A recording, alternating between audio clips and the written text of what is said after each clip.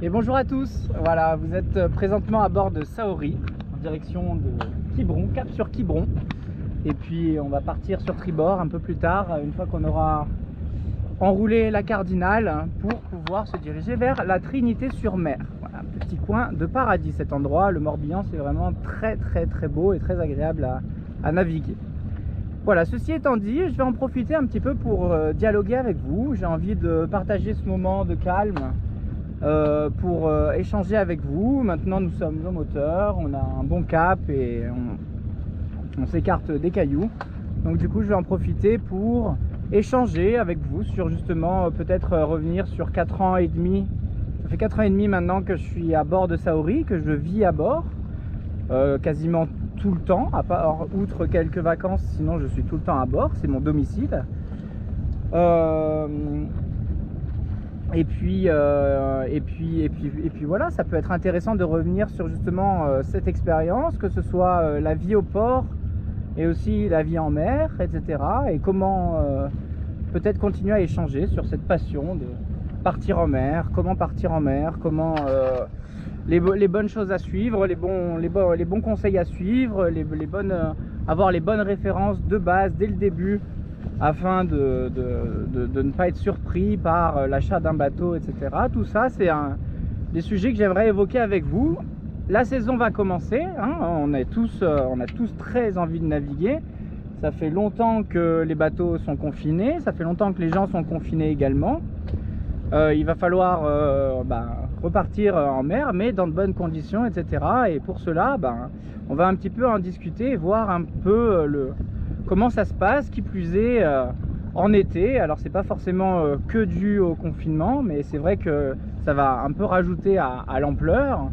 Mais en France, il faut savoir que, moi, comme je vous le dis, vivant à l'année à bord, je vois très bien les différences entre les saisons, entre les moments, etc. Et je vois très bien que juillet, août, n'importe quel professionnel qui travaille autour du port ou de capitainerie, etc., ou n'importe qui vit à l'année autour d'un port, juillet, août, c'est vraiment la période très surchargée de la plaisance en France. C'est des moments qui sont assez surchargés, voilà. Je pense que le mot c'est surchargé, donc dans un peu tous les sens du terme. Et pour cela, on va voir un peu ensemble comment mieux faire pour que tout cela, ça se passe dans la bonne humeur, que tout cela se fasse avec peu d'aide extérieure au niveau de la capitainerie, etc. Moins être tout le temps que les capitaineries soient tout le temps au service des gens comme ça. Ils ont des services, etc. Mais c'est vrai que on voit que des fois on peut en abuser, ils peuvent se retrouver dans des situations où ils passent leur journée à faire certaines choses et qui au final pourraient être évitées pour justement avoir plus de temps pour d'autres choses peut-être plus importantes. Voilà, on va mettre des mots un peu là-dessus. Je vais me mettre comme ceci, je vais vous mettre sur ma tête afin que vous m'entendiez bien. On va regarder vers le large s'il n'y a pas des casiers. On a un magnifique temps, vous voyez que le cône est en place, hein, puisque nous sommes à la voile et au moteur. Donc ça, dès que dans votre tête vous vous dites là j'ai la voile, j'ai le moteur, forcément on place un cône inversé, un cône à l'envers, pour préciser aux gens que nous ne sommes pas que à la voile, et bien à la voile et au moteur, et donc préciser aux gens que nos règles de priorité sont celles d'un bateau à moteur et non celles d'un voilier. Voilà, donc tout voilier sous voile qui passera pas loin de vous sera forcément prioritaire par rapport à vous, même si vous avez une grande voile et que vous êtes à bord d'un voilier. Voilà, donc ça c'est un petit truc en plus. Donc du coup voilà, on va parler un petit peu, j'ai mis quelques notes histoire essayer de rien oublier. Je vais essayer d'avoir le plus de... Ce que je vais vous dire, ça va être vraiment un retour d'expérience, ça va être un constat. Ça ne sera pas une critique, ça ne sera pas, je suis là, pas là pour dénoncer ou quoi que ce soit. C'est vraiment un constat, on en reparlera un peu plus profondément plus tard. Mais c'est vrai qu'au final, je retrouve plus de gens surpris et surpris que mal intentionnés. Voilà, des gens mal intentionnés sur des bateaux, c'est très rare. Il doit y avoir des exceptions, mais c'est quand même assez rare. Par contre, des gens surpris de se retrouver dans des situations auxquelles ils ne s'y attendaient pas avant d'acheter un bateau, il y en a beaucoup. Et du coup, on va essayer d'énumérer un petit peu toutes les choses qui pourraient vous retrouver, ou faire que vous vous retrouvez dans cette situation-là. Donc voilà, j'ai parlé déjà de la saison qui arrive, donc à savoir que en France, juillet, août et les jours fériés de mai, etc., plus un peu juin, il faut savoir que ce sont vraiment des jours, il n'y en a pas beaucoup, hein, c'est 2 fois 30, 2 fois 31 avec en plus de ça quelques jours fériés en mai. Voilà, c'est des jours où, bien sûr, en France, c'est les jours de vacances. C'est en plus d'être les vacances scolaires, là, c'est carrément des vacances, enfin des jours fériés, donc ça va au-delà encore que les vacances scolaires. Et c'est des moments où, en plus de ça, il fait beau, puisque début mai, c'est le début c'est vraiment les premiers beaux jours, c'est souvent en début mai. Et donc, du coup, on se retrouve avec énormément de bateaux sur l'eau, énormément de manœuvres dans les ports, et énormément de bateaux qui partent avec des fois, peu d'entretien ou pas assez. Donc, on va voir un petit peu ce qu'il en est. C'est vrai que un des premiers trucs, en parlant des dates, justement, pour continuer là-dessus, un des premiers fauteurs de troubles pour une navigation, un des premiers risques, c'est vraiment les impératifs. Comment j'ai appelé ça? J'ai dû écrire terrestre, voilà. J'ai dit impératif terrestre, mais bon, comment dire ça un peu plus avec un français un peu meilleur, je vais dire des impératifs de voyage, de choses et d'autres, etc. Et c'est vrai que comme je vous l'ai présenté dans la présentation de la navigation d'aujourd'hui, on s'adapte au climat, on s'adapte aux prévisions météorologiques pour les meilleures conditions pour votre navigation, etc. Et c'est pas à la météo de s'adapter à vous, même si dit comme ça peut paraître bête, mais en gros, il faut vraiment arriver à comprendre, à avoir cette souplesse, à savoir dire non. Moi là récemment, j'ai dû dire non à recevoir mes parents à bord, ce qui m'aurait fait très plaisir pour quelques jours de plénitude autour du golfe de Morbihan. Malheureusement, ça n'a pas pu se faire pour des raisons météorologiques. On aurait pu le faire quand même, mais on préfère repousser et s'offrir la même chose dans de meilleures conditions. Donc voilà, après, c'est à tout à chacun, il y a beaucoup de compromis à faire, on va en reparler aussi. Il y a beaucoup de compromis au niveau de... Les astres ne seront pas toujours tous alignés, hein. S'ils le sont, c'est peut-être 1 ou 2 fois dans l'année pour le vivre vraiment.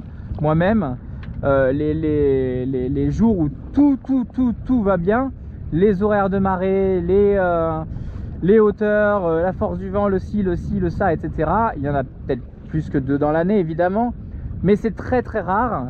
Et il y a toujours quelque chose. Donc ça peut être soit un coefficient élevé, ça peut être soit une dépression qui arrive, ça peut être soit un peu de grisaille, ça peut être plein de choses. Après, bien sûr, pour un équipage expérimenté, un skipper expérimenté, un bateau est bien équipé, vous pouvez évidemment rencontrer beaucoup plus de conditions.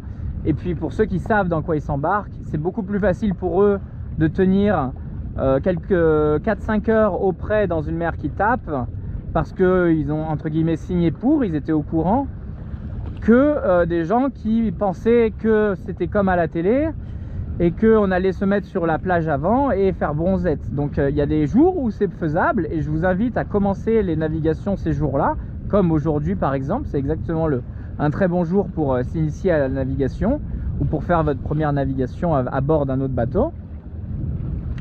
Mais il y a des jours où des fois, il faut savoir un petit peu revoir son planning, revoir ses volontés, etc. Et des fois, quand on sait que je prends l'exemple typique on va avec un avion à tel port, on loue un bateau à là, et puis on doit faire ça, visiter ci, rencontrer nos amis là-bas qui vivent sur telle île par exemple, en Corse ou je ne sais quoi.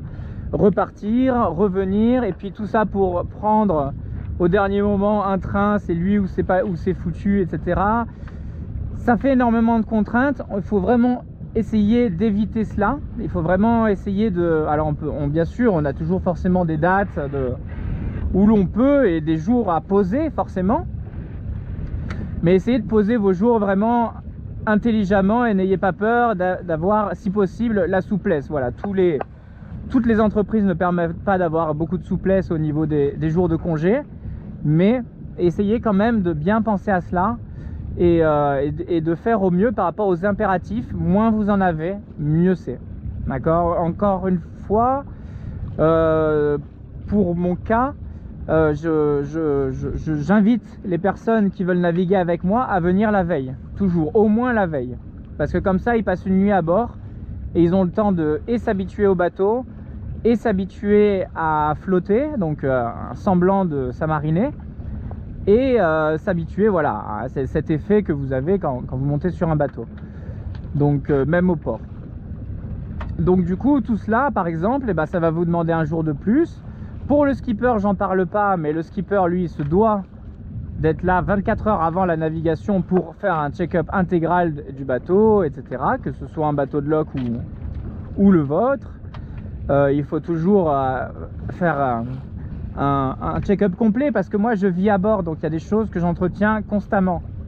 Mais les bateaux qui n'ont pas navigué depuis 6 mois, eh ben, il va falloir regraisser les poulies, il va falloir rechecker les manilles, il va falloir re-ci, re-ça. Il y a beaucoup plus de choses au niveau de l'entretien, rechecker les haubans, remonter au mât. Toutes ces choses-là, ça doit être fait si vous n'avez pas touché au bateau depuis un certain temps. Et ça doit être fait régulièrement si vous vivez non loin de votre bateau. Donc c'est important de voir cela. Et tout cela, bah, ça prend du temps. Le skipper... Et si possible les équipiers, tout dépend dans l'état dans lequel ils arrivent. Des fois il y en a, ils n'ont qu'une envie, c'est de mettre pied à terre et de se dire oula, je remonterai sur un bateau mais dans quelques semaines, quelques mois. D'autres qui sont encore tout fringants quand ils arrivent. Et c'est vrai que le fait de fermer un bateau, rien que déjà une fois que le bateau est amarré, faire en sorte que le bateau puisse passer une nuit correcte et que tout le monde puisse dormir sereinement, il y a pas mal de choses à faire, on va en reparler.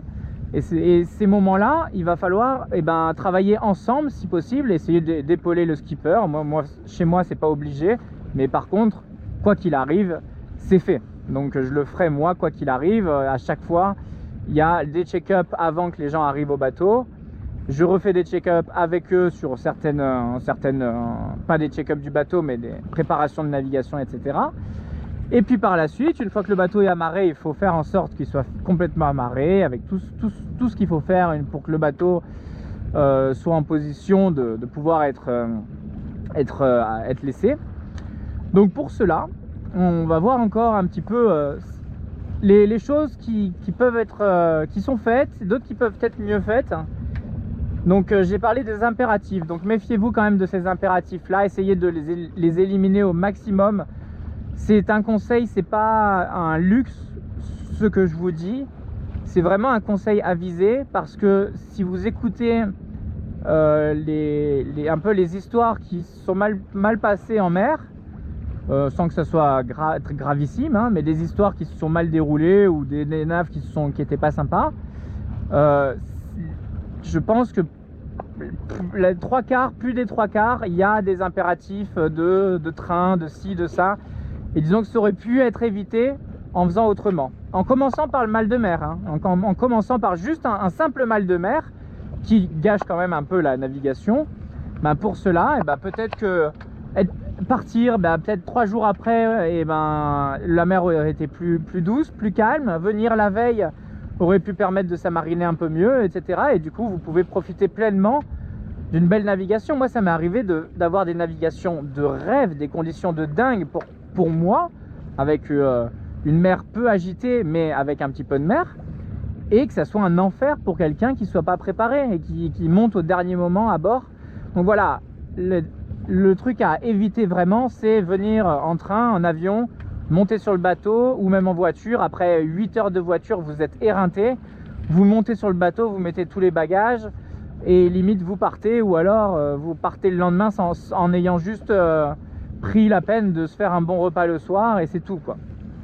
Donc ça c'est important, avant de partir en mer, toujours bien prendre le temps de bien checker votre bateau. Je le dis parce que c'est vraiment un retour d'expérience. Je vois que ce n'est pas fait. Je le vois que dans ce que je vois, ce que j'entends, et surtout ce que je vois, parce qu'on entend beaucoup de choses, mais dans ce que je vois, dans ce qui est réel tout au long de l'année, des personnes qui viennent à bord d'un bateau que j'ai bien vu, qui n'avait pas bougé depuis 6 mois, qui n'avait pas eu de visite depuis 6 mois ou plus, qui montent à bord avec toutes les affaires, les enfants, des bébés, la grand-mère et la belle-mère, et qui mettent tout ça à bord. On essaye de démarrer le moteur, on le démarre une fois, il ne marche pas 2 fois, 3 fois, 4 fois. Au bout de la 15e fois, par miracle, le moteur démarre. Et hop, c'est le moment, c'est le signal pour dire on peut larguer les amarres et on part. Sans préparation de navigation, sans vérifier quoi que ce soit sur le bateau, etc. Un bateau, on va le voir plus tard, mais un bateau, il peut se passer beaucoup de choses en votre absence. En général, pas grand-chose, mais il peut se passer des choses. Il peut y avoir des choses qui se passent au port sans que vous soyez tout le temps l'œil attentif dessus. Ça, je vous le donne par retour d'expérience encore, parce que vivant au port, et ben, avec la multitude de bateaux qu'il y a autour de moi, j'ai vu des choses qui se passaient quand les propriétaires n'étaient pas là. Et c'est des choses qui, c'est souvent des conditions météorologiques, hein, ou un bateau qui a été mal préparé à être laissé. Et du coup, bah, ces choses-là, on les vit, on les voit, etc. Mais les personnes qui, eux, sont chez eux, ne le voient pas. Et n'y pensent même pas. Et retrouvent leur bateau quasiment dans l'état où ils l'ont laissé. Donc du coup, sauf qu'ils ne savent pas que ça a tapé à tel endroit, que que ça a tiré, que tel truc, c'est arraché ou je ne sais quoi, que le génois a été déplié et que quelqu'un de la capitainerie ou un voisin de ponton l'a renroulé. Tout ça, vous ne le savez pas. Et c'est pour ça que c'est important de vérifier votre bateau à chaque fois. Et nombreuses sont les personnes que je vois à peine sorties du train prendre le bateau et partir. Et aussi les bateaux de location, c'est la même chose. Les bateaux de location doivent être un peu plus scrupuleux parce qu'ils se doivent de vérifier leur bateau pour des questions d'assurance et de loi, etc. Mais ça n'empêche que les bateaux de location, ça reste les bateaux qui vivent les pires horreurs du monde au niveau manœuvre de port et compagnie. Puisque les personnes qui prennent ces bateaux-là n'ont souvent jamais manœuvré ce genre de bateau-là. Ils en changent à chaque fois ou quoi que ce soit. Et il est très possible que vous passiez après quelqu'un qui ait fait des choses pas forcément visibles. C'est ça encore qui est toujours difficile, c'est que tout n'est pas toujours visible sur un bateau à première vue. Et c'est qu'une fois qu'en mer où on s'en rend compte. Donc important pour vous, voilà, même si vous avez qu'une semaine de vacances, et que vous voulez naviguer, et ben c'est pas 7 jours en navigation, c'est le premier jour à checker votre bateau et à préparer tout ce qu'il faut pour passer 5 jours de rêve, et le dernier jour pour bien faire en sorte que quand vous allez laisser le bateau, et bon, pour la log c'est encore autre chose, mais que quoi qu'il arrive, vous laissez le bateau dans un état où il peut rester comme ça pendant des mois sans s'endommager. Voilà, donc on va continuer un petit peu. Qu'est-ce que j'ai mis? De retour au bateau, bah écoutez, ça c'est ce qu'on vient d'évoquer. Donc si vous êtes de retour à votre bateau après un certain temps, il y a une multitude de vérifications à faire, du mouillage jusqu'en haut du mât, en partant par la barre, le pilote, le fonctionnement de tous les instruments électroniques, etc., la charge des batteries, le fonctionnement de l'alternateur, tout ça c'est obligatoire une fois avant de partir. Après, quand vous préparez votre navigation par la suite, après c'est autre chose. Mais si vous naviguez pas régulièrement avec votre bateau, ça doit être fait au moins à chaque saison, début de saison, vous devez au moins vérifier entièrement le bateau, et par la suite, vu que vous naviguez avec, vous l'entendez, vous savez ce qui se passe.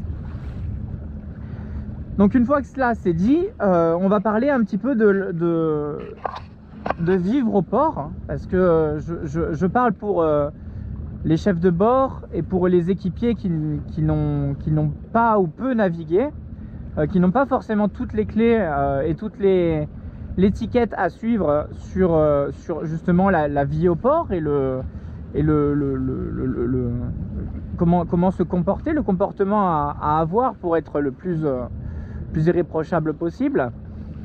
Et donc écoutez, on va commencer par justement préparation du bateau, quand vous laissez votre bateau, au moment où vous laissez votre bateau, il faut savoir qu'il y a quand même des choses cruciales à vérifier. Je sais que la nave a été fatigante, je sais que vous êtes pressé de rentrer, de vous asseoir sur la terre ferme, et je sais que même des fois, on revient à ce que j'ai dit au début, vous êtes pressé de prendre votre train, mais malgré tout, il va falloir penser à votre bateau et aux voisins pour la suite à partir du moment où vous allez partir.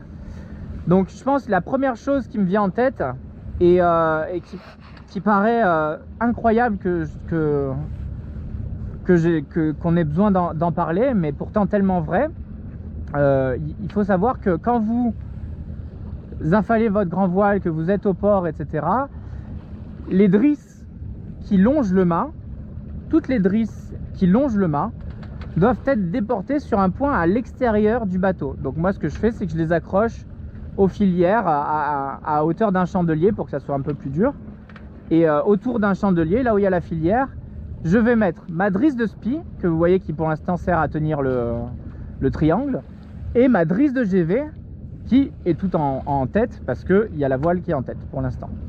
Donc du coup, ces deux drisses là, quand elles sont rangées, elles vont être le long du mât, sur la cloche prévue à cet effet, et on va finir la manœuvre, on va ranger le bateau, fermer le bateau, etc. Et bien sûr, à un moment, je vais déporter complètement, c'est-à-dire qu'à aucun moment la drisse va toucher le mât, et pour ça, vous avez juste à l'accrocher de part et d'autre du bateau. Donc des choses qu'on voit, ça va être la drisse qui reste le long du mât, ou même carrément accrochée à la grand voile, et encore pire, des personnes qui vont accrocher avec un sando, pensant bien faire. Une fois de plus, ce n'est pas une critique, c'est justement un partage, un retour d'expérience, un partage de connaissances, et comment améliorer, faire toujours rendre de plus en plus, de mieux en mieux votre travail, et le calme qui règne à bord d'un port.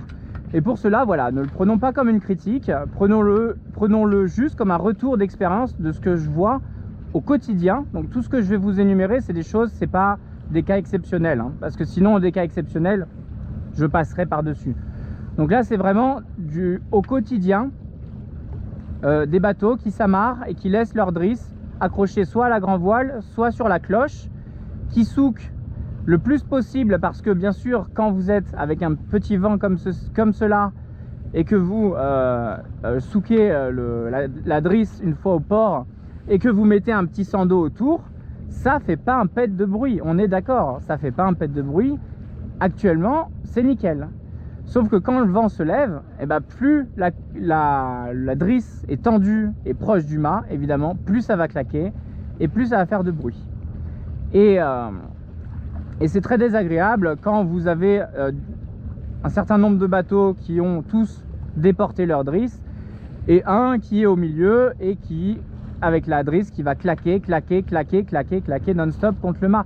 Et si personne n'intervient à ce moment-là, votre drisse, elle va d'une s'abîmer, de deux claquer sur le mât non-stop, et de trois embêter vos voisins pendant des mois et des mois avant que, ou même juste la soirée, pour ceux qui partent, ou même juste le temps de partir au restaurant. Vous partez au restaurant, vous finissez votre soirée à terre pour profiter justement en faisant un beau débrief de votre merveilleuse navigation de la journée, et pendant ce temps-là, clac, ça tape contre le mât, et c'est un enfer pour toutes les personnes qui vivent à bord, autour. Et donc par exemple, ça va être vraiment un des premiers exemples, parce que c'est très simple à faire. Prenez votre drisse, vous l'accrochez sur la filière, c'est fini. Donc ça, c'est à notifier, parce que c'est des choses qui arrivent couramment. Après, j'ai noté quoi? Donc clocher les drisses. Alors les hauteurs des pare-battes, je suis obligé d'en reparler.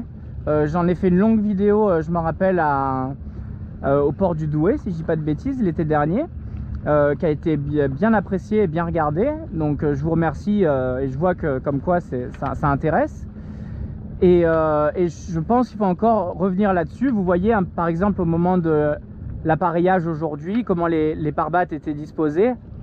Si vous êtes à côté d'un voisin et que les pare-battes ne sont pas en train de protéger le liston, et que, même s'ils sont hauts, hein, ils ont beau être hauts, s'ils ne sont pas à hauteur de liston, vous ne protégez pas votre bateau du bateau voisin, parce que la défense sera trop basse par rapport à là où l'impact se fera. Donc ça peut paraître bête, mais nombreux sont les bateaux qui ont les deux pare-battes à la même hauteur de chaque côté.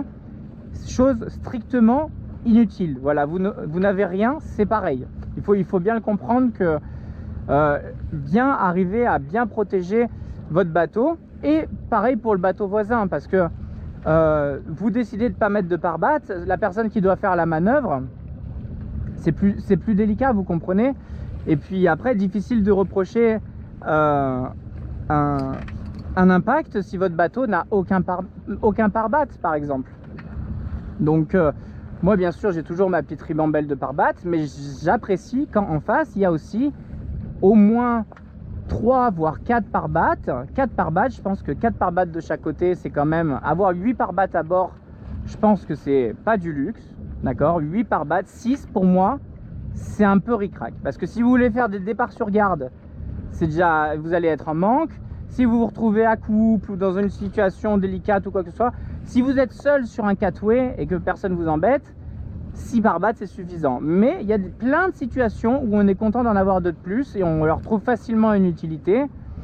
Quand vous êtes avec un bateau large à côté et que vous êtes quasiment à coller au liston, là la situation dans laquelle j'étais avec les 3 bateaux côte à côte, là c'était 2 petits, mais avant c'était un grand et un petit. On était tous collés les uns aux autres, quasiment les balcons qui touchaient les balcons des autres. Bah là vous êtes content d'avoir vos pare-battes, mais si l'autre en face il en a qu'un ou 2 et qui sont mal dimensionnés et qui sont mal positionnés, bah c'est un petit peu c'est embêtant, c'est pas correct quoi. C'est pas correct pour justement, voilà, les pare-battes ça coûte rien, achetez-en 8, mettez-en plus qu'il n'en faut, ça coûte rien et ça va vous permettre de rassurer les gens autour de vous, de préserver votre bateau et ceux des autres, etc., etc. Donc important pour les pare-battes d'en avoir un nombre suffisant. Parler d'autres choses comme ça qui me vient en tête, que j'ai noté et qui m'est venu en tête pour avoir vécu ça. C'est vrai que la plupart du temps les bateaux autour de vous sont tous vides parce que évidemment les gens qui vivent à bord, même sur le ponton visiteur il y a des bateaux fantômes. Il ne faut pas croire que tous les bateaux sur les pontons visiteurs sont tous habités, loin de là malheureusement. Et du coup tout ce qui est ponton, on va en parler un petit peu. Donc une des choses à faire aussi quand vous descendez sur un ponton, on parle évidemment de ne jamais courir sur les pontons. Bon, ça c'est pour des raisons toutes simples, c'est que en plus, parce qu'il faut savoir que dès qu'il se passe quelque chose avec un petit peu d'action dans un port, que ce soit quelqu'un qui crie, qui hurle, quelqu'un qui court, quelqu'un qui appelle assez sèchement, etc., ou quoi que ce soit, nous, les gens qui vivent dans leur bateau, et là pour le coup il y en a quand même, qui sont à bord de leur bateau, de suite ça peut surprendre, on peut avoir peur qu'il y ait une manœuvre qui se passe mal, sortir pour venir aider, etc. Il y a l'entraide des marins qui font qu'on est toujours un peu attentif déjà à son bateau, à l'intégrité de son bateau, et surtout, et aussi à venir donner la main s'il faut ou quoi que ce soit. Donc pour cela, évitons de courir sur les pontons, évitons de hurler. Et aussi un des choses, donc ça c'est assez classique, c'est connu de tous, c'est du bon sens. Mais après il y a aussi d'autres choses, c'est éviter de sauter de votre bateau sur le catway.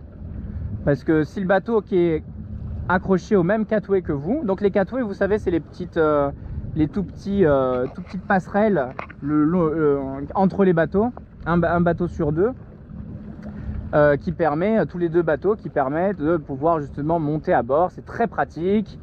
En Atlantique, il n'y a que de ça de partout. C'est extrêmement pratique pour s'amarrer, pour préserver le bateau pendant une tempête, etc. Donc c'est très sympa.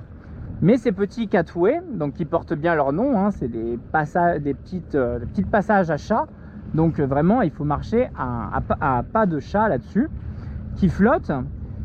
Et donc si vous descendez à pieds joints en sautant du liston et en arrivant à pieds joints sur le catway, vous allez donc faire baisser le catway. Ça, c'est pas bien grave, il est fait pour flotter. Mais par contre, vous allez tendre toutes les amarres, donc les 2 pointes et la garde de votre voisin. Et du coup, le bateau voisin, d'un coup, va se voir avec des tensions et va se voir avec vraiment un effet de... comme si on tirait sur toutes les amarres d'un coup sur le bateau. Donc, ça peut être désagréable. Ça peut être un petit peu, quand c'est répétitif, quand à chaque fois la personne monte et saute sur le catway. Et ça, je ne le dis pas forcément pour des personnes expérimentées, parce que les personnes expérimentées connaissent ce langage. Mais je parle aussi pour les personnes qui, justement, découvrent la navigation, aimeraient naviguer, veulent naviguer, vont naviguer sur des bateaux. Et pour eux, c'est leur première fois, leur seconde fois, il y a énormément de choses à apprendre, il y a énormément de choses à savoir. Et donc, du coup, c'est rare qu'un skipper dise ne sautez pas à pieds joints sur les catways. Donc, du coup, quand on ne le sait pas, on le fait sans le savoir. Donc, c'est pour ça que je mets un point d'honneur à bien préciser que ce ne sont pas des critiques, mais de l'information pour les personnes n'ayant pas connaissance de ça. On ne sait pas forcément que quand on saute sur le catway, ça va tirer toutes les amarres du bateau voisin. Donc c'est pour ça qu'on parle toujours de descendre sur un catway. Là, je parle bien une fois que le bateau est amarré. Bien sûr, pendant une manœuvre, on autorise des manœuvres un peu plus de descendre un peu plus en précipitation sur un catway, même si une manœuvre bien réussie, on doit descendre sur un catway. Dans aucun cas, que ce soit en manœuvre ou encore pire au ponton, une fois amarré au ponton, on ne doit jamais sauter sur un catway. En manœuvre, c'est pour des raisons de sécurité, et au ponton, c'est pour des raisons de courtoisie. Voilà, donc ça, c'est important. Déclochez bien vos drisses, vous allez les clocher sur les filières, et par la suite, pensez à la hauteur de vos pare-battes pour que des personnes puissent manœuvrer en toute sérénité, la hauteur pour vous protéger des autres également, et également ne pas sauter sur les catways, plus tout ce qui va avec. On pourrait parler de plein d'autres choses, hein. C'est vrai que on voit bien que pendant certaines périodes, même rien qu'au niveau des sanitaires, etc., on voit bien que tous les comportements se dégradent un petit peu au niveau de la période de juillet-août, et c'est aussi dû à l'effervescence, aussi dû au fait que d'un coup beaucoup de bateaux naviguent, etc. Mais soyez bien respectueux à tous ces stades-là, rien que déjà pour les gens qui vivent en permanence au port, et aussi pour la capitainerie, parce que la capitainerie, vraiment, certains sont rendus à l'esclavage des fois pour certaines tâches ingrates qu'ils n'auraient pas lieu de faire, comme amarrer des bateaux et passer 3 fois par jour à nettoyer les toilettes, les sanitaires, etc. pour que les gens puissent avoir des services convenables, etc. Donc c'est important d'être respectueux de cet environnement.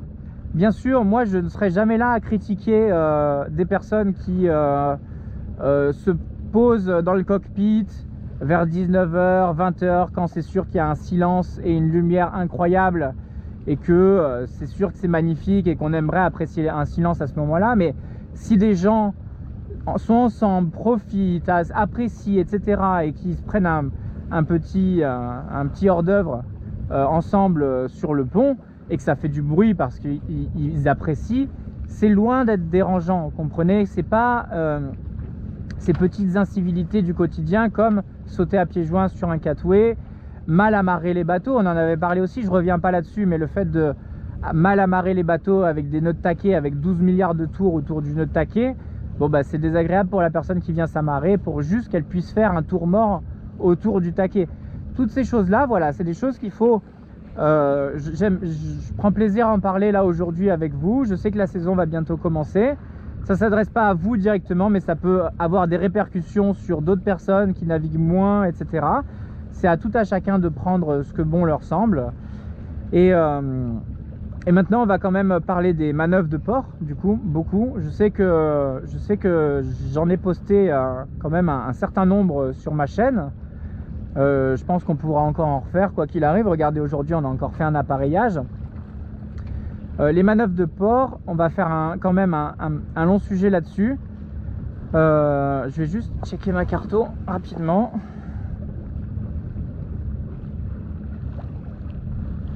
On est parfait, mais par contre il y a les bouées jaunes qui vont être pas loin. Je vais juste ralentir un petit peu le moteur. Vous voyez qu'on voit le pont de la Trinité. La Trinité est sur tribord, donc on va gentiment la dépasser. Port à Liguin qui se trouve juste là-bas. Donc voilà, j'espère que vous prenez ça avec du bon côté de la chose. J'espère ne froisser personne, ne frustrer personne. De toute façon, je ne suis pas du tout vindicatif dans mes propos. Je n'attaque personne. Par contre, on va parler des manœuvres de port parce qu'il faut vraiment en parler. Beaucoup de personnes qui peuvent peut-être me suivre rêver de cette passion, acheter des bateaux. Des fois, c'est même pas leur premier bateau. Des fois, c'est leur troisième bateau. Des fois, c'est etc., etc. Mais sachez que quand même, il faut vraiment puis il y a vraiment tout ce que vous voyez sur les réglages de voile, sur les caractéristiques d'un bateau, sur les performances d'un bateau, sur les différentes vitesses, etc., allure, tout ça. Tout ça, au début, ça fait rêver. C'est là-dessus qu'on se penche. On peut même se pencher sur des choses encore plus lointaines, finalement, comme la communication en hauturier ou etc., etc. Vraiment des choses où on se projette, n'ayant pas forcément, ne connaissant pas toute la navigation, n'ayant pas encore beaucoup navigué.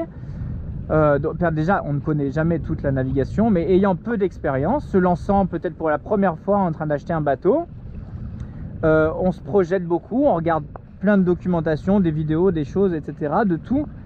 Mais il y a une certaine pratique qui est obligatoire et en particulier pour les manœuvres de port. Les manœuvres de port, ça ne s'invente pas. Il faut pour cela votre bateau, bien connaître votre bateau. Il faut pour cela bien connaître toute la théorie et il faut pour cela prendre des cours avec des moniteurs qui vous font exercer des manœuvres de port. D'accord ? C'est vraiment important. On ne peut pas... moi j'étais terrorisé à l'idée de faire des manœuvres de port au début parce que, ayant fait beaucoup de voiles légères, tout ce qui était navigation, réglage de voile, etc. et surtout la barre, voilà, réaction d'un bateau et tout ça, je connaissais bien et j'avais peu d'appréhension par rapport à cela. Par contre, un des gros sujets quand vous partez sur une grosse unité, sur un habitable, ça va être les manœuvres de port. Et ça, c'est quelque chose qui demande beaucoup d'expérience. Et ça ne s'invente pas. Et malgré toute la théorie qu'on peut avoir et récupérer, il faut beaucoup de pratique. Donc je reviens dans le fait que mai, juin, juillet, août, surtout les jours fériés et puis surtout juillet, août, les ports sont surchargés, tous. Donc du coup, c'est normal, c'est là où il y a le plus d'activité. Les bateaux sont pour la plupart à sec. Et du coup, ils les remettent à l'eau et forcément, ça fait qu'il n'y a plus de place. Déjà, qu'en temps normal, il n'y a pas beaucoup de place. Là, il n'y a plus du tout de place. Donc, les ports étant surchargés, les bateaux se retrouvent à couple, à triple. Les pannes se retrouvent de plus en plus resserrées, rétrécies. Là, vous avez bien vu qu'il y avait même carrément 3 bateaux dans une place pour 2. Donc, on se retrouve dans des situations où manœuvrer devient très délicat. Et c'est en aucun cas dans ces moments-là où on doit faire ses premières manœuvres. Voilà, on doit vraiment, je vous le conseille, je vous le conseille vivement, même si c'est pas pendant des vacances, c'est pas avec des gens, etc., etc. Même si vous devez y aller tout seul, vous prenez un jour, 2 jours hors saison de pétole ou de faible vent pour pouvoir un peu faire aussi avec un peu de vent. Vous prenez ça, vous venez sur un ponton visiteur hors saison qui sera forcément vide, puisque hors saison les pontons visiteurs sont vides, hein. Passé fin septembre, tous les pontons visiteurs deviennent vides. Il y a certains endroits où carrément ils les enlèvent. Et donc du coup, sur ces pontons là, vous pouvez largement mettre votre ribambelle de pare-batte à droite et gauche. Vous faites auto-tamponneuse, comme moi, un petit peu comme moi j'avais fait. Alors quand j'ai eu mon bateau, à savoir que j'avais fait quand même des manœuvres de port dans des stages chef de bord niveau 4 et d'autres fois, donc j'avais fait plusieurs manœuvres de port sur des habitables.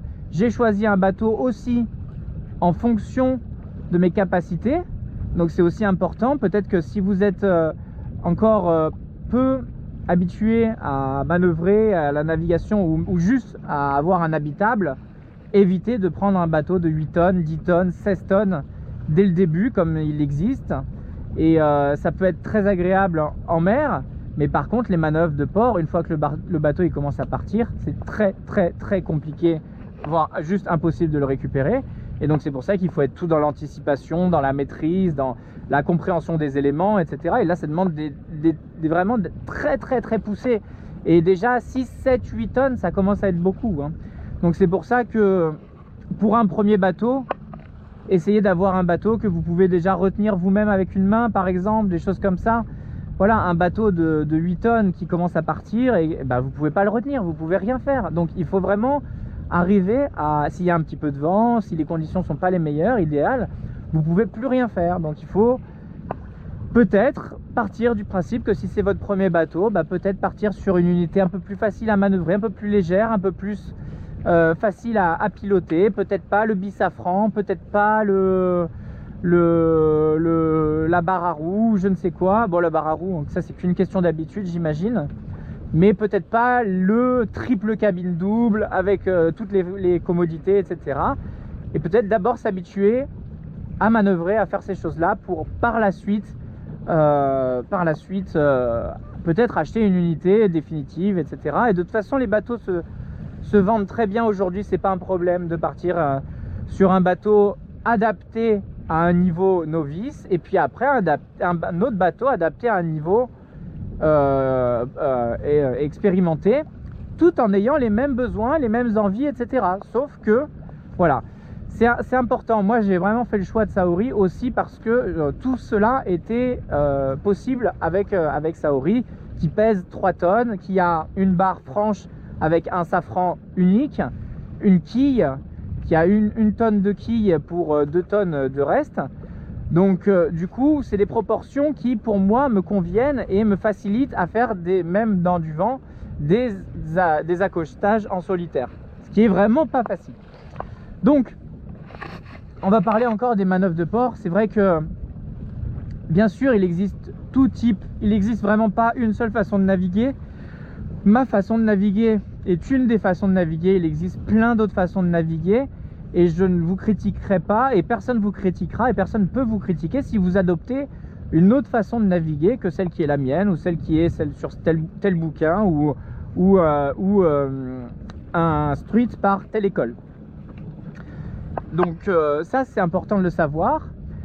Mais cela dit, donc les manœuvres de port doivent être connues, et c'est vrai que ça m'est arrivé de voir des personnes avec des bateaux de plusieurs centaines de milliers d'euros neufs, voire même avec des fois des skippers à bord, ou des fois 100, en train de rater leur manœuvre complètement, d'exploser le ponton si ce n'est le bateau d'à côté, et de se retrouver avec des frais assez conséquents, même si c'est juste un pet sur le côté du bateau.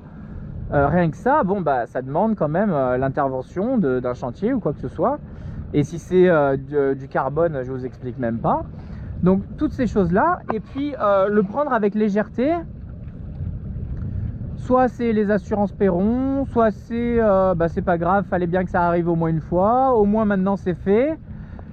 Et prendre ça avec beaucoup de légèreté. Alors quand vous explosez le ponton, bon ça peut embêter la capitainerie, mais ça s'arrête là. Quand les chandeliers se percutent les uns après les autres pour finir balcon contre balcon avec liston contre liston, ce qui peut vous paraître assez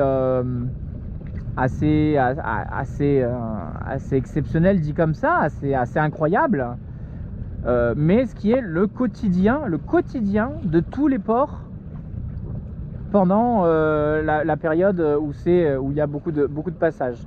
Donc je dis pas que le restant de l'hiver toutes les manœuvres sont parfaites, mais c'est là où il y en a plus de monde, donc forcément plus de chances que les manœuvres soient ratées. Et c'est vrai que ça peut être très dérangeant. J'ai eu beaucoup de frayeurs.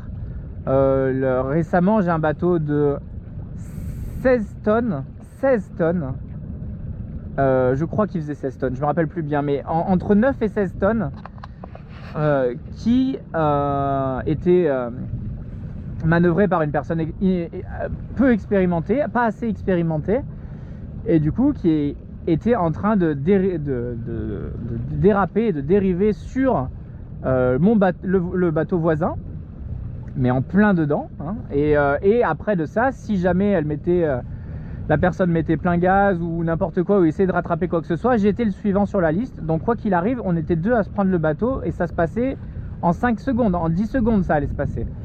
Bon, par miracle, il y a un sauveur il y a une personne de la capitainerie qui s'est jetée avec son Zodiac entre le bateau de mon voisin et le bateau en question, qui a permis tous les bateaux de rebondir les uns sur les autres. Bien sûr, les personnes tétanisées à bord, incapables de prendre une décision s'il faut revenir face au vent, marche avant, marche arrière, quoi que ce soit. Donc là, les 2 mains en l'air, limite, tétanisées. Et là, à ce moment-là, s'il n'y avait pas eu l'intervention miraculeuse de la capitainerie, qui, encore une fois, c'est pas leur job, il y avait des dégâts sur le bateau de mon voisin et des dégâts sur mon bateau, sachant que moi, c'est pas juste l'assurance Pera et juste on met le bateau à sec et on le remet après quand c'est bon, puisque je vis à bord et que du coup, ça voudrait dire vivre à sec, l'impossibilité de vivre dans un chantier quand il est fermé, et patati et patata. Donc ça demande...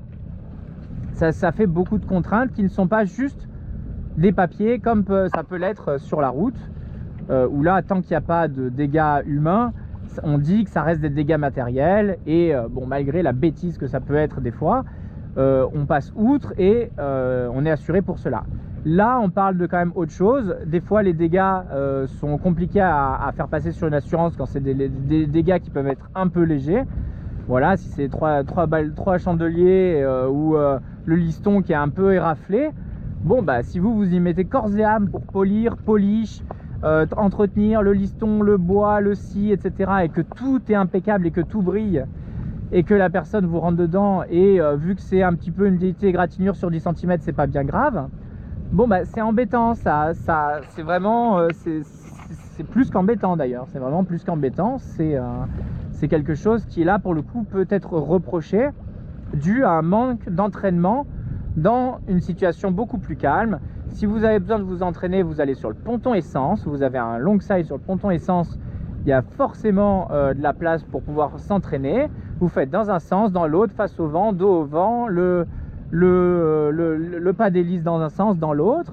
Et après, vous allez dans des catways, mais si possible des visiteurs hors saison quand il y a de la place, ou au moins il y a 2, 3, 4 places qui s'enchaînent, et que là, vous pouvez être seul face à vos responsabilités par rapport aux dégâts qui peuvent être faits. Alors, il peut y avoir des dégâts sur les pontons, mais les pontons sont quand même assez solides pour le coup, beaucoup plus solides que les bateaux.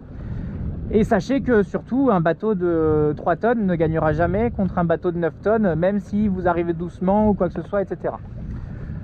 Donc c'est important tout cela de bien avoir conscience que quand vous faites votre manœuvre de port, même si vous esquintez votre bateau, vous l'esquintez contre quelque chose, et ce quelque chose là il n'a pas forcément voulu, il l'a pas forcément souhaité. Donc même si ça peut être pris avec légèreté selon certaines conditions, pour des personnes aisées ou pas, ou même des personnes qui ont un bateau complètement peu entretenu, mal entretenu, et qui n'en sont plus à ça près. Et des bateaux mal entretenus, avec un moteur mal entretenu, hors bord, qui marche à moitié, etc., qui finissent contre des bateaux resplendissants qui coûtent ou qui coûtent pas. Des fois, ils coûtent pas cher les bateaux, mais ils sont hyper bien entretenus, ils sont immaculés. On sent que le mec, il y est là avec amour, et je parle pas du mien, je parle aussi du mien, mais je parle aussi d'autres bateaux qui sont là, faits par des passionnés, des marins passionnés qui entretiennent leurs petits bijoux, leurs petits bébés, leur second amour, ce que vous voulez, et qui sont pas à bord parce qu'ils sont au travail, ils sont ailleurs, ils sont pas là à ce moment-là, et qui se font rentrer par des épaves flottantes sans vergogne, sans rien dire, sans ni même sur le moment avoir une once de regret ou de quoi que ce soit. Des personnes qui attachent à moitié leur bateau et qui se barrent et qui laissent leur épave à moitié attachée au ponton. C'est des choses qui arrivent malheureusement beaucoup. Si j'en fais une vidéo aujourd'hui, si je prends le risque d'en parler, etc., c'est aussi parce que c'est un vrai fléau qui existe aujourd'hui en France. Il y a plein de raisons pour ça, on va les évoquer un petit peu aussi. Je vais juste vérifier que ça filme toujours. Ça filme toujours. Donc on va évoquer un petit peu les raisons et les solutions, etc. Comment faire pour éviter cela. Mais parlez-en juste au magasin d'accastillage et aux capitaineries, et le discours qu'ils auront peut-être un autre angle d'incidence, mais auront le même résultat et vous diront à peu près les mêmes choses que moi. J'essaye de vraiment être le plus délicat possible dans mes propos. Encore une fois, il n'y a pas de haine. Ce que j'aimerais, c'est qu'il y ait conscience. C'est vraiment un manque de conscience, parce que quand vous parlez à la personne qui a foiré sa manœuvre, qui est rentrée dans le ponton ou dans le bateau voisin, etc., et vous venez pour essayer que vous venez parler à cette personne et que vous vous rendez compte un peu de quel genre de personne c'est jamais quelqu'un qui se fout de tout, qui fait ses manœuvres à 4 nœuds et qui, quoi qu'il arrive, alors ça peut exister, mais ça pour le coup c'est vraiment des exceptions. C'est très rare des personnes hautains qui justement arrogantes, etc., et qui n'en ont rien à faire. Ça pour le coup j'en ai quasiment jamais vu de ma vie, si ce n'est jamais vu de ma vie pendant les 4 ans et demi dans un port. Par contre, des personnes qui se retrouvent tétanisées à bord en se disant oui mais ah là là, saleté de courant, et puis c'est ce bateau avec aussi cette satanée hélice et ce satané truc, et c'est en train de au final reporter des choses sur évidemment des facteurs qui ont conduit à cet accident ou à cette avarie, à ce que vous voulez. Bien sûr, c'est à cause de ça, mais c'est aussi à cause du fait de ne pas l'avoir pris en compte, ou pas assez, ou de l'avoir négligé, etc. Là, je reprends encore l'exemple du bateau de 16 tonnes qui a failli rentrer dans nos 2 bateaux, et c'est pas le seul, mais là, c'est un qui me vient en tête. La personne recule, marche arrière, donc très bonne chose de faire une marche arrière dans une panne avec un gros bateau peu manœuvrant où on peut difficilement faire demi-tour. La chose parfaite à faire, c'est de faire marche arrière. Donc ça partait très bien. Il y avait du vent sur le côté. Bon, la personne, à partir du moment où elle a fini sa marche arrière, elle a refait marche avant, droit devant. Forcément, le vent, il prend sur le bateau et forcément, il pousse le nez du bateau. Forcément, plus il y avait du courant en plus. Donc forcément, tout gentiment, ça vient se dépaler sur les voisins. Donc toutes ces choses-là, c'est des choses, si on le sait, du coup, on va, avant de remettre la marche avant, on va justement un petit peu diriger le nez du bateau face aux éléments, face au vent, pour justement repartir en marche avant et se laisser un petit peu de marge pour qu'une fois que le bateau se fasse dépaler, parce que le fait que le bateau se fasse dépaler est inévitable, et au moins il pivote, et une fois qu'il a fini de pivoter et que vous êtes de nouveau manœuvrant grâce à la vitesse du bateau, vous êtes pile face à la sortie. Donc ça, c'est des choses, ça ne s'invente pas, et vous pouvez le travailler tant que vous voulez. Ça, c'est une situation. Des situations comme ça, il y en a beaucoup dans un port, et c'est à chaque fois spécifique à votre bateau. Donc c'est aussi très difficile d'avoir des cours. Alors bien sûr, il y a plein de cours en pratique et en théorique sur justement comment manœuvrer, et qui fonctionnent très bien, mais c'est aussi à vous de vous faire à la main. Il y a beaucoup de ressenti, beaucoup de feeling sur comment le bateau se fait emporter, comment le bateau réagit au courant, la force du moteur, etc. Tout ça, il y a beaucoup de feeling, de ressenti, et c'est crucial d'avoir tout ça en tête avant même de vous engager même si c'est pas la première fois, ça peut être la 10e fois. Mais si vous n'êtes toujours pas à l'aise, si vous n'avez toujours pas le bateau en main, etc., ne vous engagez pas dans une allée remplie de bateaux avec des centaines de milliers d'euros autour de vous, si ce n'est plusieurs millions, et à essayer de manœuvrer là-dedans en prenant le risque que ça passe. On va aussi parler de la capitainerie, je suis obligé d'en parler. Étant en solitaire, mes manœuvres, je les fais toujours seul. C'est moi qui décide de les faire seul et de ne pas demander d'assistance, parce que au moins je sais ce que je fais, et à aucun moment il y en a un qui va tirer au mauvais côté, au mauvais endroit, ce qui fait que le bateau va se retourner, ou qui va pas arrêter le bateau alors qu'il a la garde avant et qu'il a juste à arrêter le bateau en le mettant au taquet, à faire juste un demi-tour mort. C'est un tour mort, c'est le seul truc qu'on lui demande, et que ça soit raté parce que la personne ne savait pas, ou alors va l'accrocher au mauvais taquet. quand j'ai déjà vu, ça m'est déjà arrivé à l'époque, de donner une garde avant à une personne sur le ponton et qu'elle aille l'accrocher sur le taquet de la pointe. Le bateau, il continue à avancer. Et là, bah, vous êtes surpris et là, il se passe des choses. Là. Et là, il se passe des choses.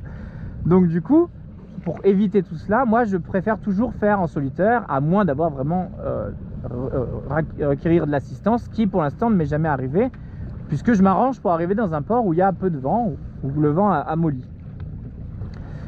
Donc les personnes qui sont sur les Zodiacs, je regarde juste la profondeur, parce que je vois qu'on va bientôt passer. Donc les personnes qui sont sur les Zodiacs, dans les capitaineries, ne sont ni des esclaves, ni des personnes présentes pour amarrer votre bateau. Donc ni des personnes pour se jeter entre les bateaux ou foncer dans votre bateau pour que votre bateau rentre dans la place. Tout ce que je vous dis, ça c'est presque une fois par jour en été dans chaque port, hein, parce que je peux être que dans un seul port à la fois, mais à chaque fois que je suis dans un port, c'est la même chose. Les capitaineries qui ont leurs petits Zodiacs avec des bouées partout autour, justement prévues limite à cet effet, ou pour pouvoir se poser, mettre des bateaux. À la base, c'est pour mettre des bateaux à couple pour les déplacer. Donc pour déplacer des bateaux, ils ont besoin d'avoir des pare-battes tout autour. Et au final, quelle est l'utilité de ces pare-battes? Et ben, ça va être de foncer dans les bateaux, que ce soit dans l'arrière ou dans l'avant, pour les faire pivoter au dernier moment, pour limite les encastrer dans la place de port sans aucune pitié.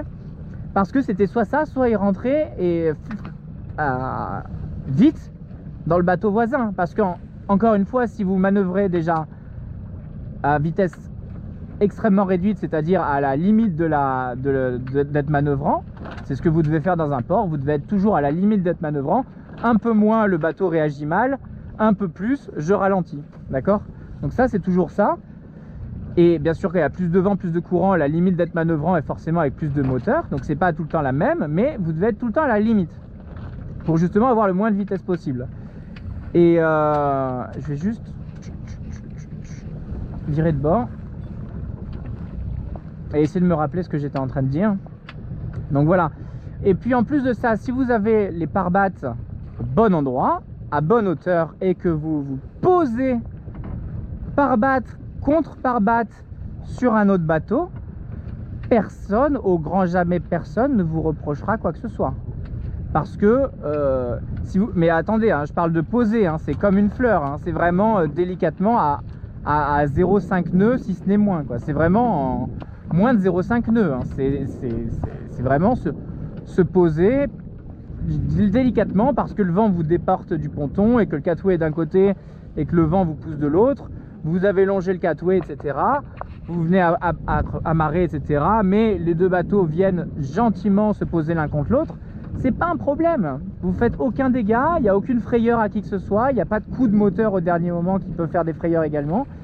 C'est en aucun cas un problème. Maintenant, vous venez avec une vitesse un peu plus haute, avec un bateau que vous contrôlez moins. Vous faites un grand coup de barre au dernier moment.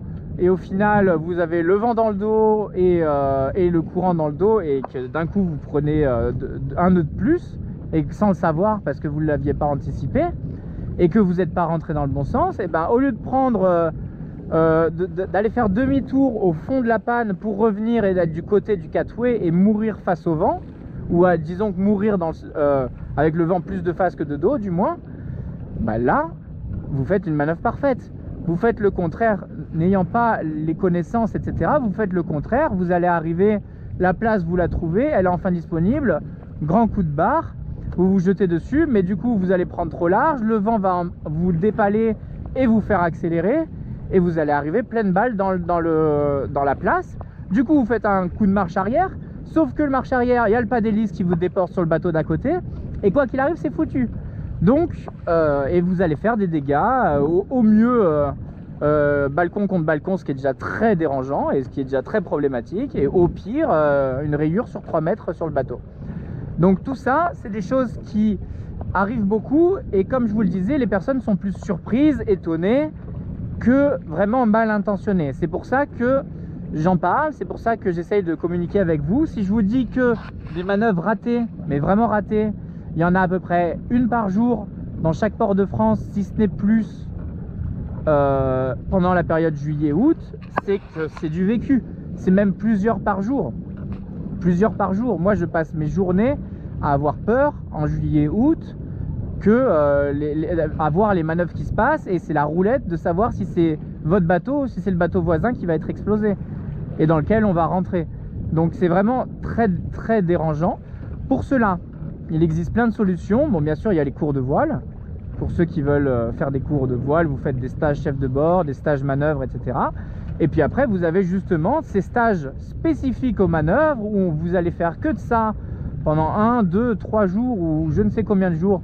Vous faites que des manœuvres, à chaque fois vous passez la barre et là vous avez un moniteur qui vous surveille, qui vous explique un départ sur garde, qui vous explique ci, ça, etc. Et vous n'avez plus d'appréhension. Vous ne pouvez pas rentrer dans un port avec de l'appréhension. On a toujours une petite phase de stress cachée intérieurement. On ne peut pas ne pas l'avoir parce que c'est quand même le moment le plus délicat de la navigation. Souvent on a fait une navigation magnifique et on n'a pas envie de tout gâcher en ratant sa manœuvre. Bon, il y en a qui ont moins de scrupules pour ça, mais en tout cas on essaye de finir les choses bien comme on les a commencées. Et donc pour cela, voilà, n'hésitez pas. Le meilleur conseil, c'est vous prenez votre bateau hors saison et vous vous entraînez vous-même contre un ponton, avec un ponton ou contre le ponton, comme vous voulez, mais loin de ces ports et de ces pontons visiteurs surchargés qui sont difficiles, qui sont peu manœuvrants, etc. Moi-même, avec un 9 mètres, c'est déjà pas évident des fois, et ça se passe, mais c'est pas évident. Alors j'imagine pas avec un 36 pieds de 8 tonnes, bon bah ça doit être encore moins évident. Et ceux qui n'ont pas des grandes unités, qui n'ont pas de moteur d'étrave ou même le moteur d'étrave ne vous sauvera pas dans toutes les situations. C'est pas parce que vous appuyez sur le bouton que le bateau va arrêter de pivoter. C'est quand le bateau est parti pour pivoter, je peux vous assurer que c'était avant qu'il fallait faire quelque chose. Donc voilà, j'espère que je suis pas trop j'espère vous avoir intéressé déjà dans un premier temps. J'espère que vous comprenez un petit peu cette démarche. Si c'était exceptionnel et que c'était un cas dans l'année, on n'en parlerait pas. Maintenant, c'est plusieurs cas par jour dans tous les ports de France, donc c'est des centaines de bateaux par jour qui rentrent dans d'autres bateaux. Ça me paraît évitable. Donc pourquoi aussi on en arrive là? Parce qu'il est vrai, et que c'est pas un cliché de dire ça, et c'est pas vouloir du mal ou quoi que ce soit, mais c'est vrai. Quand vous avez un bateau étranger qui s'amarre à côté de vous, il n'y a jamais une once de stress, de cris, de coups de moteur au dernier moment, de mais là là, je t'avais dit que ces choses-là, ça n'existe pas chez les personnes étrangères. Je pense pas mal à l'Angleterre, la Hollande, etc.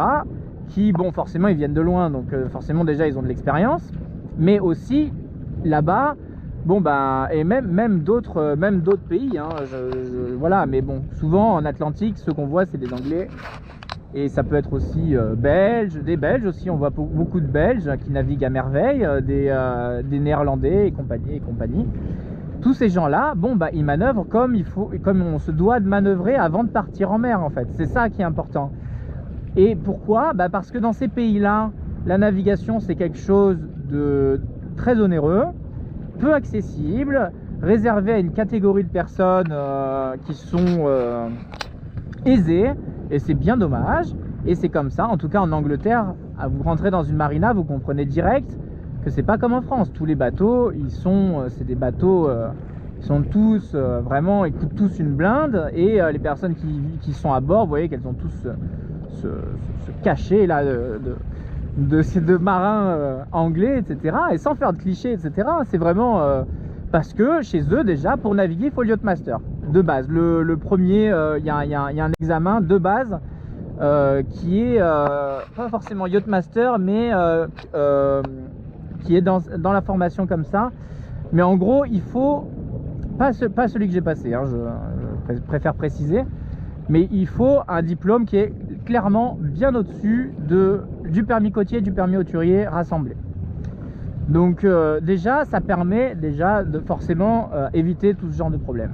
Après, en France, on a une chance, une vraie chance, c'est que la voile soit quand même assez démocratisée et en plus de ça accessible. Donc il est très accessible pour tout le monde de faire de la voile, handicapé, riche, pauvre, tout le monde peut faire de la voile en France. Il y a vraiment possibilité et beaucoup de facilité pour cela. En plus de ça, il y a des facilités pour acheter un bateau, puisque actuellement les prix depuis un certain temps sont très abordables, vu que les plus grands constructeurs de bateaux de plaisance de série sont en France. Donc forcément en France on est inondé, on en a plus que de skippers, enfin que de personnes à bord. Donc forcément il y a un marché et du coup c'est accessible à tous. Vous n'êtes pas sans savoir que pour faire ce genre de navigation, vous n'êtes même pas obligé d'avoir le permis côtier en voilier. Donc il y a vraiment un non-sens autour de cette question qui fait que de toute façon, même si vous avez le permis côtier, c'est encore pire parce que beaucoup de gens se disent j'ai le permis côtier, donc légalement je sais manœuvrer un bateau, donc je peux partir en mer avec un habitable. Voilà, c'est exactement le raisonnement classique de quelqu'un tout à fait normal, tout à fait intelligent, et rien à critiquer là-dessus. Mais c'est juste que le raisonnement en France penche à se dire bon, alors ça c'est soit j'achète une piscine, soit j'achète une belle voiture, soit j'achète un bateau, vu les prix. Je passe mon permis côtier, comme ça je suis tranquille et j'ai les bases, j'ai les notions, etc. En plus de ça, on fait un peu de pratique sur le papier, c'est écrit qu'il y a un petit peu de pratique. Bon, bah du coup rien ne vous en empêche et du coup les gens font ça. Mais moi, pour prendre mon cas, j'avais 15 ans d'expérience non plus, j'avais 20 ans d'expérience de voile derrière moi, d'apprentissage de la mer, du courant, du vent, des risées, de la dérive, de tout ça, des remontées à la cale. Et depuis tout petit, avant de prendre un bateau, il faut savoir remonter à la cale et tirer des bords, louvoyer, savoir remonter à la cale, et à l'époque c'était ressaler, ou une fois que le bateau a chaviré, le remettre debout. Et là aujourd'hui avec un habitable, c'est effectuer une manœuvre d'homme à la mer. Et si on fait un sondage, et c'est pas jeter la pierre sur qui que ce soit, mais si on fait un sondage, des personnes qui partent en mer et qui n'ont aucunement notion, mais même pas une once de ce qu'il faut faire, c'est-à-dire qu'ils n'ont jamais vu la manœuvre, ou alors peut-être que, quand je parle vu et fait, hein, en vrai, hein, c'est pas vu sur internet, sur YouTube ou sur autre part, c'est vraiment des personnes qui n'ont jamais effectué l'exercice, qui achètent un habitable et qui partent avec. C'est plus que la moyenne. C'est vraiment enfin c'est plus que la moyenne, non c'est peut-être pas vrai, mais en tout cas ils sont légion. Il y a beaucoup de personnes qui partent sans avoir ni et pas forcément le chef de bord, on est d'accord là-dessus, parce que ça aussi j'aimerais bien le préciser, si le chef de bord tombe à l'eau, c'est aux autres de faire la manœuvre. Donc les autres, vous briefez comme vous voulez, c'est soit vous donnez les consignes pour la VHF, soit vous expliquez au port la théorie, soit vous expliquez en mer la pratique, c'est comme vous voulez, mais il faut que, au cas où le chef de bord tombe à l'eau, il faut que quelqu'un puisse faire quelque chose. Et donc des fois même le chef de bord n'a pas forcément connaissance ou vague connaissance de l'exercice, mais il faut que tout le monde à bord, ou au moins les 2-3 personnes, au cas où il y a le chef de bord qui tombe à l'eau, soit briefé là-dessus et puisse réagir correctement à ce moment-là. Tout ça c'est important, tout ça pour moi c'est une obligation avant même de acheter un bateau, partir en mer, etc. Avant même tout ça, avant même de rêver à comment on va, par quel moyen, Navtex, je ne sais quoi, téléphone satellite, comment on fera quand on sera au milieu de l'Atlantique pour recevoir notre météo, et quel avitaillement on prend, est-ce qu'on fait du lyophilisé ou de quels fruits, trucs, etc. Ce qui est passionnant, ce qui est moteur pour nous faire vivre ces aventures-là. C'est moteur, ce n'est non critiquable, c'est moteur.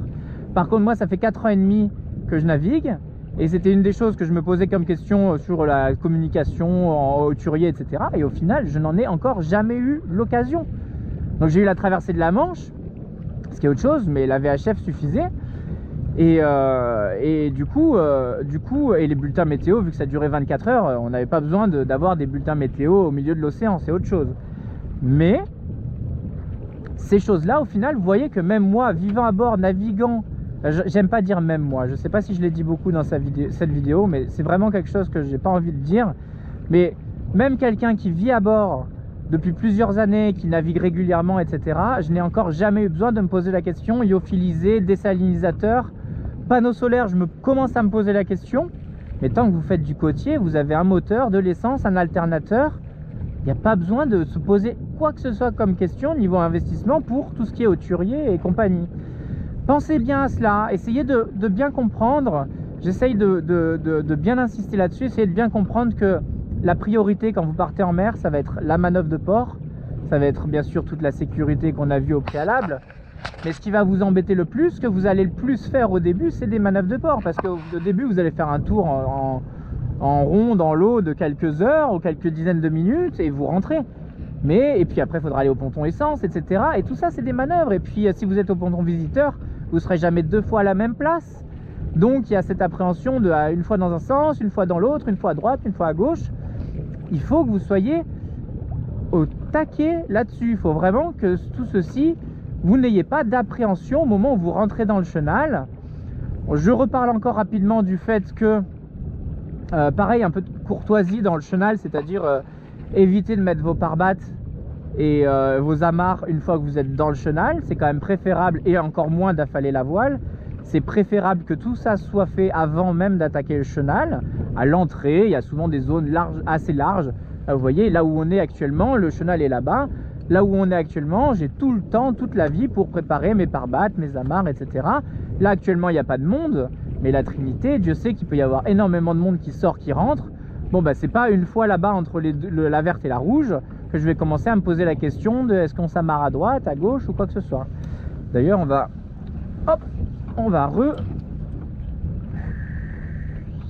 s'écarter un petit peu parce que je vois que du coup j'ai rien préparé, donc ça sert à rien d'avancer trop vite. On est large, hein. De toute façon là je pense que toutes les places sont prises donc ça sert à rien que je me dépêche. Mais pareil, on va parler de ça justement. On va parler de ça et ça va être intéressant d'en parler. Je vais ralentir. Donc on va finir là-dessus, hein, sur justement ces arrivées au port aussi. Les arrivées, c'est quelque chose où des fois on peut très vite se retrouver les uns derrière les autres. Plus la dérive et le courant sont toujours présents, vous inquiétez pas, ils sont toujours là quand il faut et quand il faut pas. Et du coup, il y a cette histoire de pourquoi les gens font ça. Souvent c'est pour faire la course aux places, parce que les gens propriétaires qui eux ont leur place, ils n'ont pas de questions à se poser et ils retrouveront leur place là où ils sont partis. Mais les visiteurs, comme moi je suis quasiment tout le temps sur des places visiteurs, à part exception, forcément le premier bateau qui rentre, il a forcément plus de chances d'avoir une place que le dernier. C'est un petit peu là pour le coup on peut faire la métaphore avec les places de parking et une voiture. Donc il existe des cas où on voit des bateaux foncer pleine balle à plus de 3 nœuds en dépassant par la gauche, en se mettant face à la sortie ou quoi que ce soit, ce que vous voulez, et préparer au dernier moment tout ce qui est amarre et pare-batte, etc., pour justement essayer de choper la meilleure place. Et ça se ressent dès que vous arrivez dans le chenal, c'est-à-dire même avant de rentrer dans le chenal, vous voyez bien qui c'est qui est en train de bombarder à 6 nœuds au moteur et qui c'est qui est gentiment en train de affaler sa voile, préparer ses trucs, etc. Et vous voyez cette différence de tempérament, de comportement, et c'est vachement désagréable parce que du coup la personne qui fait tout bien, elle se retrouve avec la pire des places.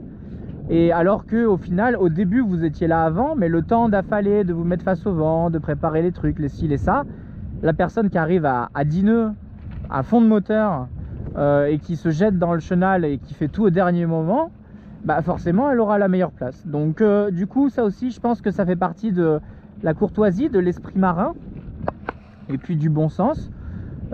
Pensez à, avant de rentrer dans le chenal, les amarres en place, les pare-battes en place et les voiles affalées. Je demande que ça, puisque après, comme ça, vous pouvez vous concentrer sur tout le reste et n'essayez pas de dépasser des gens.